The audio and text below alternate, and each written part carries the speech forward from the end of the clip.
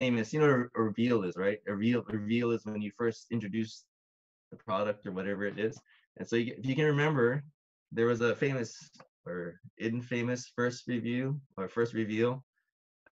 I actually had to go look at this online when I first heard about it because it was someone said, "Hey, there's something wrong with the truck." Right. So this is a Tesla Cybertruck. It has to have supposed to be what shatterproof windows and like stainless steel composite doors or something. And the doors held up, but the, the windows, right? The guy got a big old metal ball and threw it at the window, and supposedly it was supposed to bounce off and not break the window. From what you can tell, right? From I remember the video, the guy he threw it the first one and went, so, "Oh, that wasn't supposed to happen, right?" I said, "Well, we'll try the second. How about try the second window?" Sure, it can't help. It won't hurt, right? Throw the second window, it makes another, nice little holes in it. So of course, was it Elon Musk was totally embarrassed by the first reveal of his car. Um, it was pretty, it was pretty hilarious actually when you watch it on replay. Um, but Jesus' first reveal is not the same, right? This is Jesus' first reveal. If you remember, we go back to the book of John. His first sign, if you will, is in Cana, right? When he turns water to wine. Um, and we'll see what his first reveal. What's the whole point of the sword? We'll get to that in a second. But um, we're gonna just read through the passage first because this passage is interesting. It's kind of not reverse passage, but what you need to know comes at the very end to be able to understand what the story is about. So let me just read through the story first, and then we'll go back through and break it down a little. All right. So on the third day, a wedding took place at Cana in Galilee. Jesus' mother was there, and Jesus and his disciples had also been invited to the wedding. When the wine was gone, Jesus' mother said to him, "They have no more wine." "Dear woman, why do you involve me?" Jesus replied, "My time has not yet come." His mother said to the servants, "Do whatever he tells you." Nearby stood 6 stone water jars, the kind used by the Jews for ceremonial washing, each holding from 20 to 30 gallons. Jesus said to the servants, "Fill the jars with water." So they filled them to the brim. Then he told them, "Now draw some out and take it to the master of the banquet." They did so. And the master of the banquet tasted the water that had been turned into wine. He did not realize where it had come from, though the servants who had drawn the water, knew. Then he called the bridegroom aside and said, "Everyone brings out the choice wine first, and then the cheaper wine after the guests have had too much to drink. But you have saved the best till now." Right? And then there's verse 11. It says, this, the first sign of his miraculous signs, Jesus performed at Cana in Galilee. Thus he revealed his glory, and his disciples put their faith in him. Hold on 1 second. My printer is turning on. All right. So this is, if we look at verse 11, it tells us why. It tells us what the whole point of verses 1 to 10 were, right? And so there's this purpose of this sign. What's the purpose of the signs in Book of John? So in the Book of John, the idea of a sign, it's a power or it's a wonder, it's a miracle basically, so that for people that can see it or watch it, they're challenged as to who Jesus is as a person. Right? It's kind of saying, who is this Jesus? And that's the whole purpose of these signs. He does something miraculous and it draws their attention and go, "Oh, what is this? What is this? Who is this person?" It is, again, sort of like the first reveal of the Tesla truck, right? The Cybertruck. It's supposed to be like, "Ooh, wow, cool. We can do all kinds of fun things with it." And then that fell flat. Whereas this one is, "Hey, who is this Jesus?" And so what is he pointing out? What's the purpose of these signs again? So the first thing is from the text, right? It says it's to reveal Jesus' glory. And what is Jesus' glory? We have to go back to the beginning of John. This is John 1:14. Right? "The word became flesh and made his dwelling among us. we have seen his glory, the glory of the one and only, the one who came from the Father, full of grace and truth. So what's the point of each of these signs? Because there's like 7 signs. There's probably a couple more than that, but there's like 7 miracles in the book of John that John really highlights.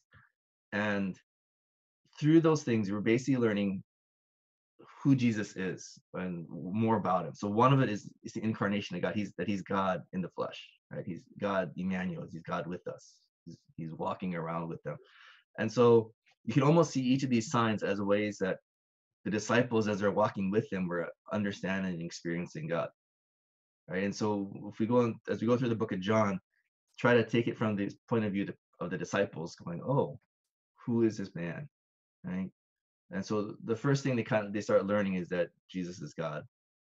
The second thing that he shows them is that he's full of grace and truth, that if you watch him, you'll understand, well, this is what grace looks like, and this is what truth is. And it's important to understand it because sometimes at least for me, when I first came to Christianity, it's all about rules and doing what's right and following God. And over time, I realized it was sometimes less about what I did versus what my understanding of God, who God was, what my heart was leading me toward. And that was the grace side of it. I mean, until I met my wife, I was very much about the truth discipline side of things.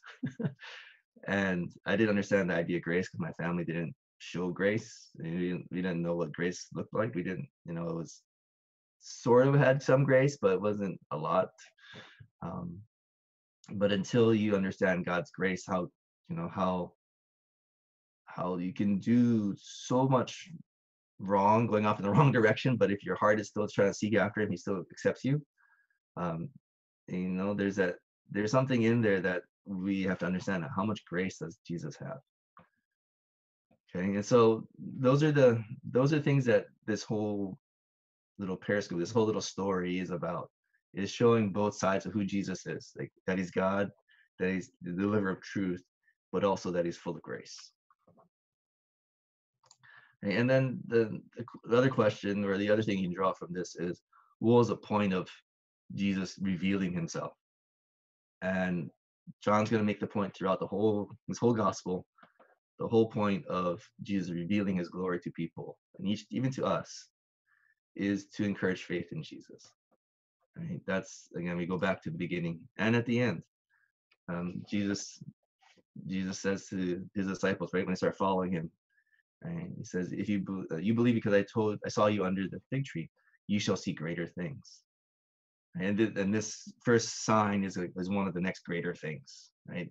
And he was talking to Nathaniel in verse 50, and he said, oh, I just saw you under this tree way over here. And then Nathaniel believes, and he's like, well, hey, wait, you're going to see even more amazing things. Like, you're going to see water being changed into wine, which is, unnatural. I don't know how else to put it. I was going to say it's inhuman, but it's sort of like, well, it's divine power, I guess. That's the best way to describe it. Right. And then John points that out in the end of his gospel, towards the end.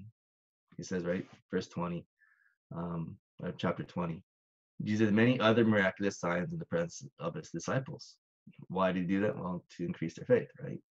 Which are not recorded in this book, but these were written that you may believe that Jesus is the Christ, the Son of God, and that by believing you have faith in his name. You have life in his name. So again, the whole point is we're going to go back and look at the text again. What can we learn from Jesus? What can we learn about Jesus, and about who he is as God, about what kind of grace does he have? He's full of grace and he's full of truth. So let's go back and look at it again. Okay, so one of the first things we can understand from the passage that Jesus sought to obey the Father and fulfill his mission in life. All right, so we go back and it says, when the wine was gone, Jesus' mother said to him, they have no more wine. And about half the commentaries said Jesus' mother, which is Mary, right? She wasn't asking him to do anything. It was just a statement of fact. And the other half of the commentary said, no, she was asking him to do something. Because it seems that Mary was somehow related to the bridegroom. At least that's kind of how we're understanding it. Or she was in charge of looking at the gifts or the supplies, and so she's kind of tracking things. And if you want to take, as I can see my wife doing things, is if you want to take mother's way of doing things into account, when they look at parties and everything else, they're usually aware if there's enough food or not. Even if they're not in the host, they're kind of aware of things. And so I probably lean to the side of saying Jesus' mother was saying, "Hey, Jesus, do something about it." I think maybe Asian context, all of us when we hear Jesus' mother say, if we heard our mom say, "Hey, we have no more of something," what does that usually mean? Go get it, right? So anyway, okay, so maybe cultural bias there, but I assume that Jesus' mother is saying, "Hey, can you do something about this?" And then Jesus' reply here is, "Dear woman," which it sounds bad, admittedly, but Jesus refers to her this way even when he's on the cross, when he's entrusting her to his disciple John. So, some people are saying, well, he didn't really mean it in a harsh way. It is kind of strange that he refers to her this way, but can't do anything about it. Don't know why he did that, but it's there. Why do you involve me? And that second phrase, why do you involve me, in using the Old Testament, has a couple different meanings. Some it means conflict, outright conflict, like, hey, what do you have to do with me? It's like Jesus and the demons, right? The demons like, hey, what do you have to do with me, Christ? Don't tread on me. Don't fight with me. And then sometimes other means, if you look at like King David and some of his generals, David used it as a way to say, I'm separating myself from you. Like, what do I have to do with you? You have a totally different way of thinking, and I have a different way of thinking. So leave me alone. So that's the same idea. Leave me alone. But Jesus here, if you want to clarify it out, it's Jesus is saying, you don't have control over me, if you will. And that's probably the best way to put it. You don't have authority over me. I still respect you. You're my mom. You're a dear woman. I think they're trying to soften it and say, hey, there's this connection to her. But he's saying, but the writer is putting out, and Jesus is pointing out, that I have to be about my Father's mission. Right? Why do you involve me in this? No, I don't drag me in. Don't tell me what to do. I have something that I'm supposed to be doing. And then Jesus says, my hour, my time. Word time there means hour. What my time has not yet come. And again, if you look at the book of John, it's used like five other. Is it five? 1, 9. I think someone said 9. See, 6 other times. In 3 of those times, it says his time has not yet come. And a couple of those times that it says his time has not yet come, they're trying to kill him, right? They're trying to arrest him in the temple. He's actually tried to do it twice. He's preaching in the temple twice. They tried to seize him. They tried to arrest him, and they didn't. Somehow he escaped. And it says because his time had not yet come. And so when does his time come?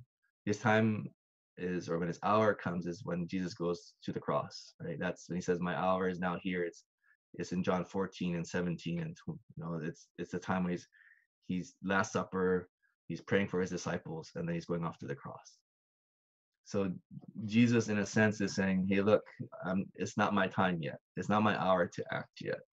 I can't do anything about this yet, or don't press me to do something about this yet, because I'm not yet ready to reveal myself to Israel. In a sense, I'm not beginning my journey to the cross yet. Okay, and so that's one way to understand it. I know there's others, but Jesus is basically saying, hey, look, God has me here on a mission, and you can't pressure me to do it at not my timing. Okay? And then his mother gives in and says to the servants, do whatever he tells you. She's setting up because she expects him to do something still, but Jesus is saying it's not yet my time. What can we, how does this work out in our own lives? This is something that, as I was thinking through, this is something that we have to learn. And I think it's probably for all of us, is that we have to put Jesus and God as our number one priority in life, right? And then right below that then becomes family priority. So what does this mean?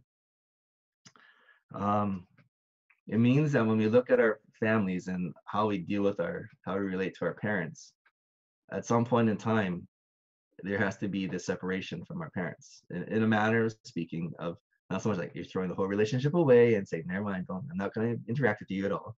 That's not what I mean. But there's a separation saying, look, this is what I think God has called me to.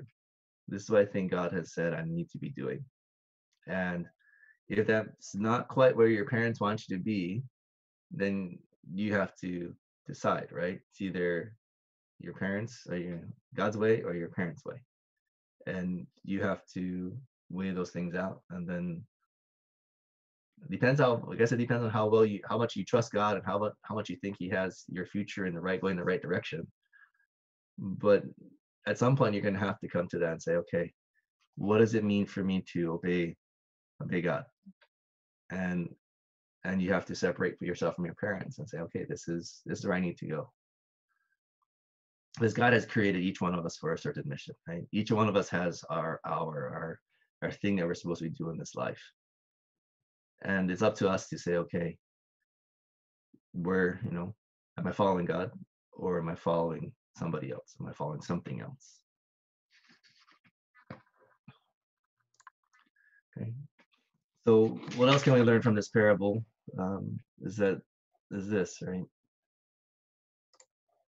That Jesus has divine power and came to replace the law. Where do we see that at? Okay, so the six stone water jars, the kind used for the Jews for ceremonial washing. So if you can see I probably can't see it, but on that first picture and even kind of this background, these are stone water jars in the back. So I made it at least in my screen, I can kind of see it. Should have explained what it was when I first showed it to you.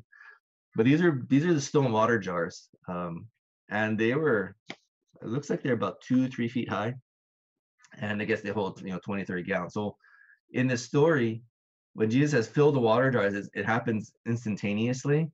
But if you think of it, each one of these holds 20 or 30 gallons, right? And so if 6 of them, say there's 120 gallons on the low end, and have you ever had to fill water up bucket by bucket?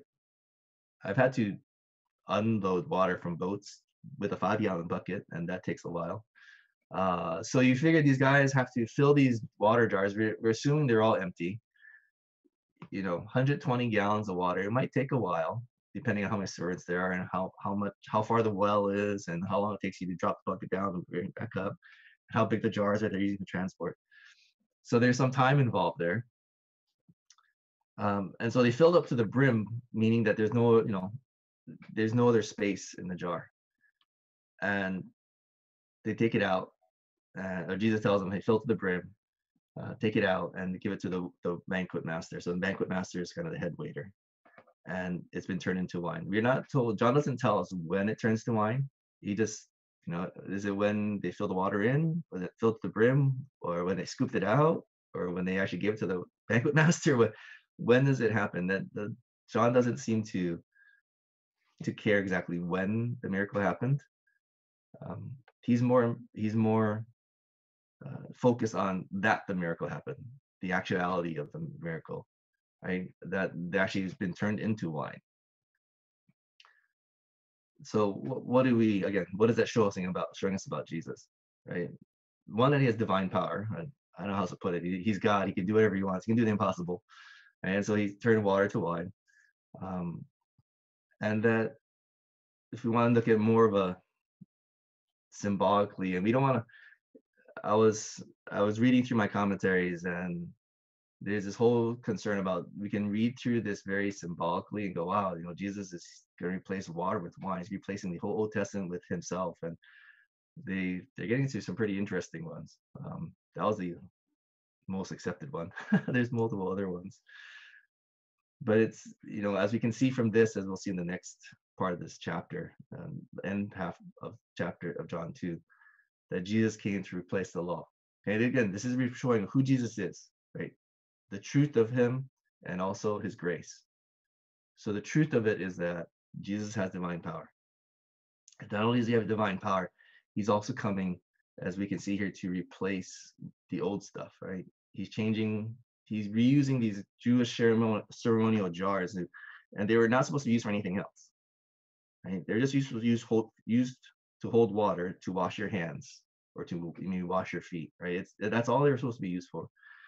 And Jesus is here, he's reusing and he's repurposing it for something else. And that whole sense of replacement, you can't seem to get away from it, right? Even the headmaster says after this, right, or the master of the banquet says, you save the best for last. It's this idea of, if you look at the bigger context of the whole gospel of John, that Jesus is replacing the Old Testament stuff with something better, which is himself. Right, so those are kind of the truths that we're learning about Jesus. So, what is that, again, bringing it back to us? What does that mean for us in terms of Jesus has this power to do impossible things, or seemingly impossible things? How big is your God? How big is Jesus in your mind? When it comes to situations you face, when it comes to life events, when it comes to just following him, is God in a small box saying, hey, this is all that Jesus can do, this is all I expect him to do? Or is your God a lot bigger than that? How big is your God? How much does he influence your life? Right? Because that's kind of one of the implications here, that Jesus is able to do the impossible. But do we expect him? Do we implore him? Do we pray for him to do the impossible? Or do we just say, oh, he's just God, he's just over there? Or is he, is he in a box? How big is your box? And the second thing we can take away from there is, he came to replace the law. What did he come to replace the law with? He came to replace the law with a sense of relationship. Here, let me go to this passage here. This is Hosea 6. This is something Jesus quotes in the book of Matthew, but not here in the book of John. He says, "For I desire mercy, not sacrifice, and acknowledgement of God rather than burnt offerings." So what is Jesus pointing out here? It's because God is the one that instituted the sacrificial system, right? God instituted the whole Testament law. He's the one, do this, do this, do this. But if you understand what that word mercy is, the word mercy there is, the Old Testament is the word chesed, or loving kindness. It describes God's this covenant, steadfast, sacrificial love for Israel.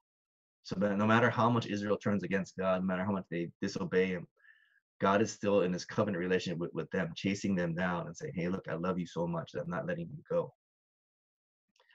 And so here in the book of Hosea, he's pointing out that it's better to have almost this relationship, this deep, abiding love with God, versus all these, just doing these dead rituals, right? Just going through the motions is what we would say, right? Just, you have no heart in it, you're just going through the motions, right? That's what God is saying here. He's like, don't give me these burnt offerings, don't give me these sacrifices, don't do these whole things if you really don't want to follow me, right? So it's about this idea of relationship, that this idea that your heart is following after God, that, we say, again, we said this in multiple places other times. It's like, what's the point of reading your Bible? Is it just because you have to do it? You're forced to do it because you think God's going to make you, you're going to be better relationship, better standing with God because you read your Bible? Or is it, well, I'm trying to find out more about God, so I read? Or as I read my Bible, God speaks to me, so therefore I read, right? It's two totally different ways of attitudes towards whatever you're doing. And why do we give? Why do we go to church? Why do we gather on a Sunday morning? We could be sleeping in or playing video games, watching other videos, or whatever it could be. Why do we do that? It's not because we're trying to earn points with God. Right? You're not trying to earn points with other people, because we really don't, can't affect your salvation. We don't have a say in your salvation. Right? We can't say, hey, God, give them more points. But we do this because we want to hear from God. We want to meet with other believers because there's something special about meeting with other believers. That's what God wants. right? That's what he desires, is wanting to know him and love him, right? And so, what are from this miracle we're pulling out and trying to focus on two things. One is truth. What did we learn about Jesus? And how does that impact us? Another one is what about grace? How is Jesus showing grace? And this is how Jesus shows grace, part of it at least. So we assume that he made 120 gallons of wine, which is like, I don't know. I couldn't figure. I don't drink wine, so I don't know how much it is. So I have to look it up. So 120 gallons of wine is, I forget, they said it's times that by 5, so like 600 bottles of water of wine. But in that day and time, they would dilute their wine, so it would be 1 part wine plus 3 parts water, which is what you call a diluted 1-to-4. But anyway, so it's 1 part wine, 3 parts water. So you actually have to multiply everything by 4. So they actually had 480 gallons of dilute wine, which comes out to 2,400 bottles. So this is Jesus' abundant provision. And I think, again, if we're thinking about what's the point of Jesus doing this miracle, doing this sign? It's to help people understand who he is as a person. So as we think about, again, when we think about who Jesus is in our lives, do we believe that Jesus provides abundantly? Do we believe that? And better question is, do we see it? How we see how Jesus provides abundantly for us?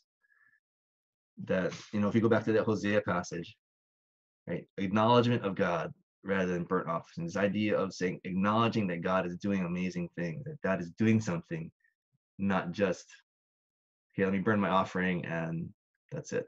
I've done my duty, leave me alone. Right? Acknowledgement of God, acknowledging that God is actually moving and acting in our lives. That if we want to look at what is God, how is God doing these things in your life? How is God showing you grace in your life?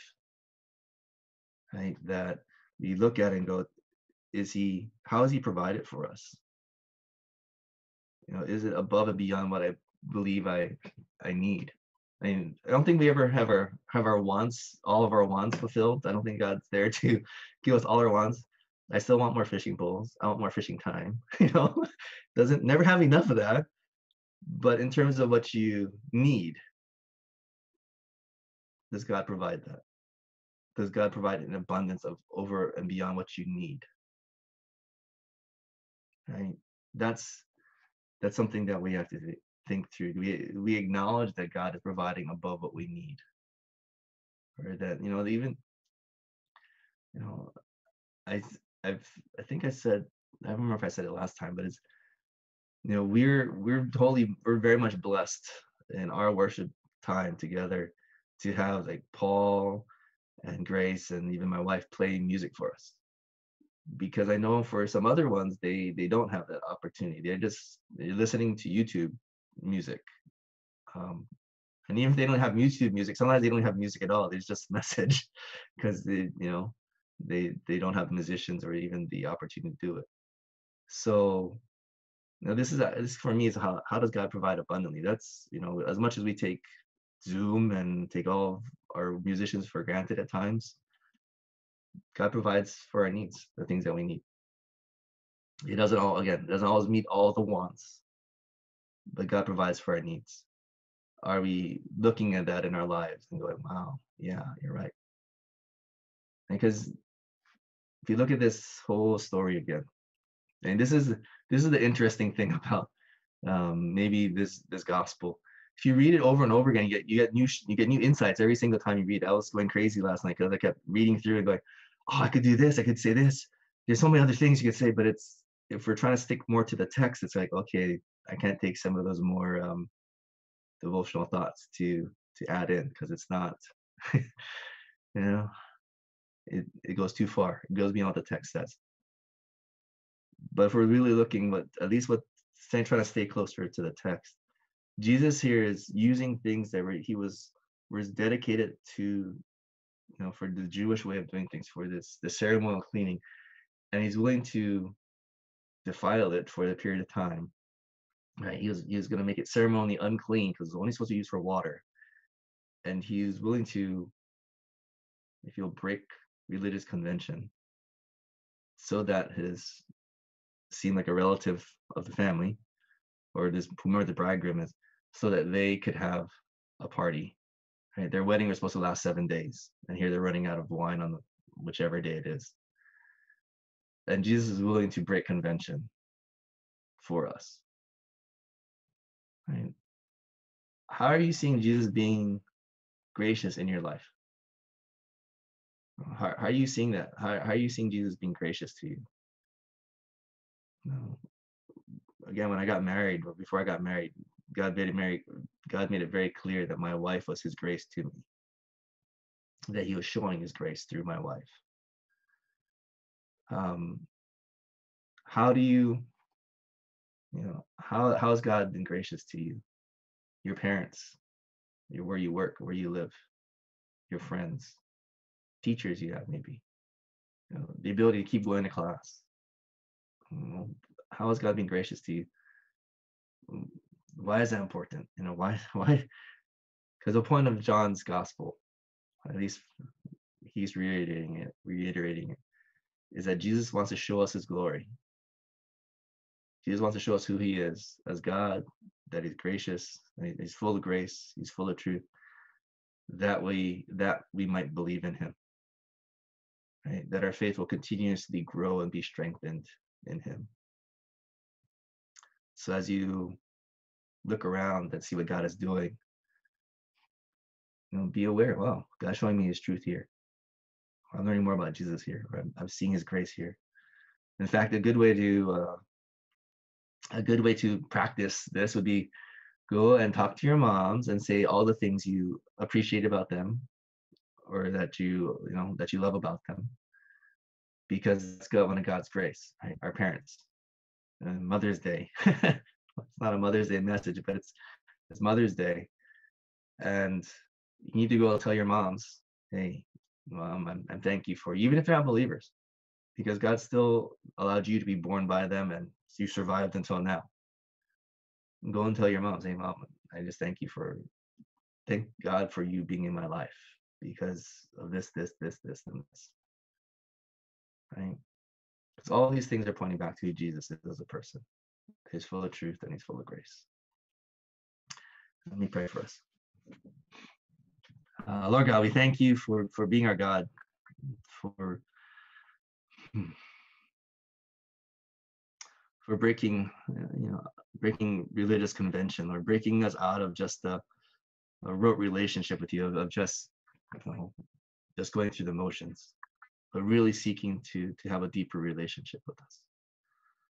Lord, help us to see both your truth about you as who you are as God, and also your grace. And we see that more and more in our lives. And not that that you're showing up more, that you're doing more miraculous things, but that we can see even in the mundane things of life, the things you've given us already, the things you've placed there that we don't always see as gifts from you, that we'll be able to see more clearly your grace in our lives. And as we see that, Lord, may our faith in you increase and grow. Lord,